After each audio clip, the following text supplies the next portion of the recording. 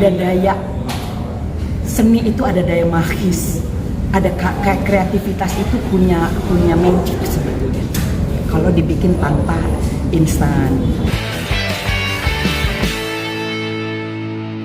Kan ya album musik klasik nostalgia ada berapa lagu dan lagu apa aja sih dari Mbak Dewi dan Mbak Ita? Di sini kan ada 10 listnya ya.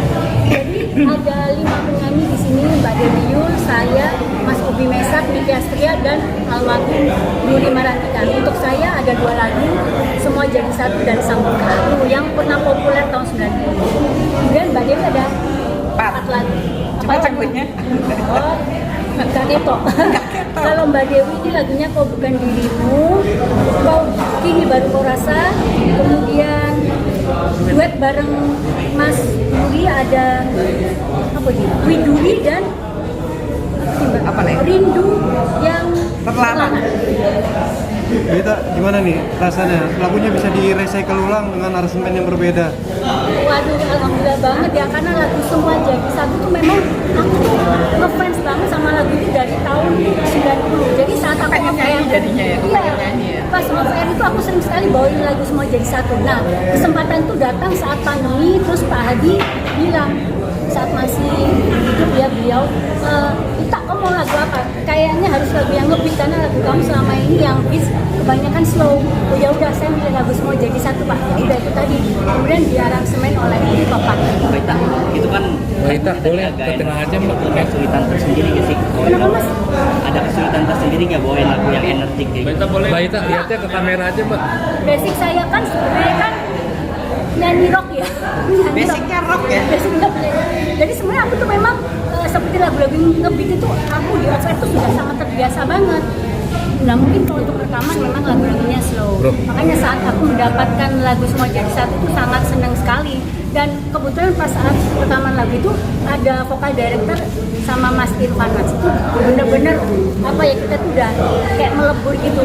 Alhamdulillah nggak ada kesulitan sama sekali. Ini kan udah 3 bulan ya Mbak, terus terjual 150.000 nih, gimana? Wih, luar biasa, alhamdulillah ya, kita sih berharapnya Mas si Dewi bisa laku lebih dari 500.000. Mudah-mudahan bisa 1 juta lah ya. Amin. Nah itu apa dari arti musik klasik ini di tengah banyak penyanyi baru, sekarang kembali lagi tren 90-an. Banyak festival-festival tahun 90-an juga. Ya, Nah, itu salah ya. satu cara bahwa musik tetap dikenal seperti itu. Karena tetap karya bagus tetap gitu. Ya, Betul, Mas. kita percaya bahwa gini, karya itu akan berputar, mode juga kan gitu, akan kembali lagi. Yang 80-90 akan Balik kembali lagi ya. tren di tahun ini. Jadi sebetulnya untuk karya itu nggak ada istilah karya bekas atau karya masa lalu. Justru ini kita saling belajar. Generasi muda belajar dari kesuksesan karya-karya yang lampau, dan yang kita belajar untuk mengaktualisasi diri. Bagaimana misalnya kita dapat kesempatan off-air, kita memberikan kesempatan itu yang terbaik buat diri kita, menghormati kesempatan yang datang, bahwa kita tetap bisa membahagiakan orang-orang yang memang, jadi udah ada pangsa pasarnya sendiri, sudah ada kelompoknya sendiri buat mengapresiasi, udah ada segmennya tersendiri. Jadi tidak ada persaingan dalam musik. Buat saya, penyanyi muda itu, saya bilang ini kita belajar bagaimana mereka memanage dirinya, performance-nya luar biasa. Kalau kita kan natural banget gitu, ngikutin apa yang sudah kita lalui gitu kan. Tapi anak-anak sekarang kan tidak seperti itu saja gitu. Mereka betul-betul create dirinya dengan tim hebatnya, ada timnya gitu. Kita memanage diri kita sendiri, mentok-mentoknya yang jadi manajer kita suami kita, pasangan kita, orang terdekat kita gitu, karena kakak kita kan. Dan bedanya ya itu saya sudah bilang, kita tidak mendivakan diri dalam artian gini, kita artis lama itu punya empati kepada panitia. Ini aduh kasihan kalau kita kasih syarat ini, aduh kasihan kalau kita ingin meringankan. Beda sama manajemen artis ala modern sekarang, bagaimana menciptakan si bintang itu tidak tersentuh gitu. Menciptakan bintang itu sangat sulit, sehingga banyak riders, banyak syarat harus gini tersebut yang menginginkan persyaratan yang berat-berat. Kan saya suka dengar curhatnya panitia daerah harus undang ini. Saya bilang itu gaya yang di-create, dan itu orang bisa tergila-gila dengan gaya itu. Makin susah syaratnya, makin bangga bisa manggil. Jadi itu ada strategi dari kebintangan, strategi keartisan gitu. Kalau kita karena bagian dari perjalanan karya yang tidak instan. Kenapa?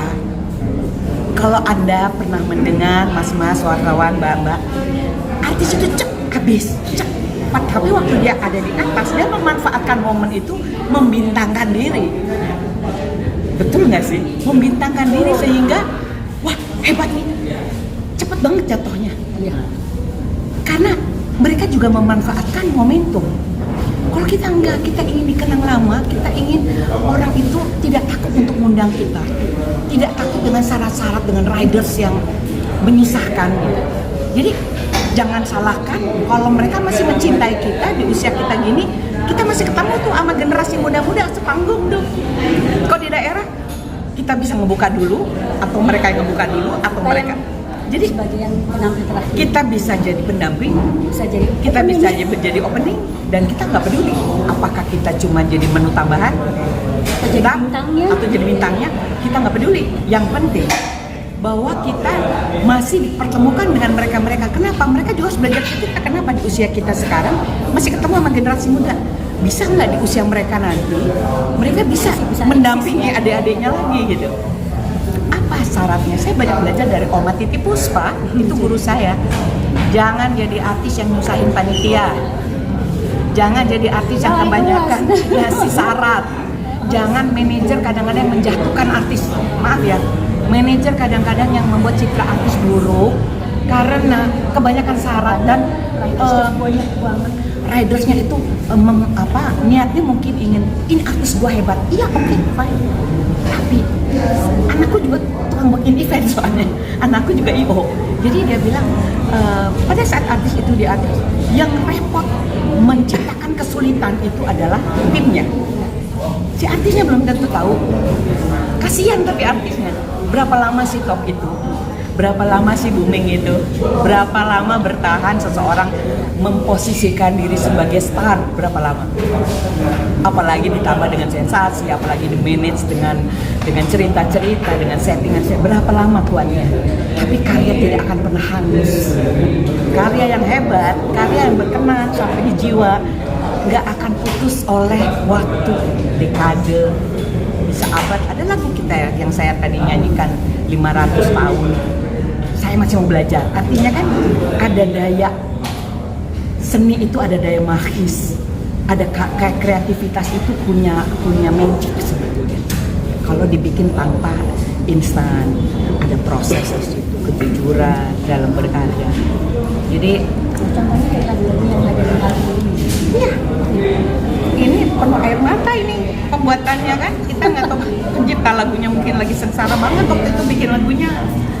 Terus tadi yang saya bilang lagu Kau Bukan Dirimu ada sejarahnya 3 tahun terbengkalai sampai Mas Ireng istilahnya Bongkar pasang, Pak. ini Mas Ireng nyimpen gitu loh, apa sih di istilahnya kalau orang dibekap tuh, diperem tuh, Oh, dibaca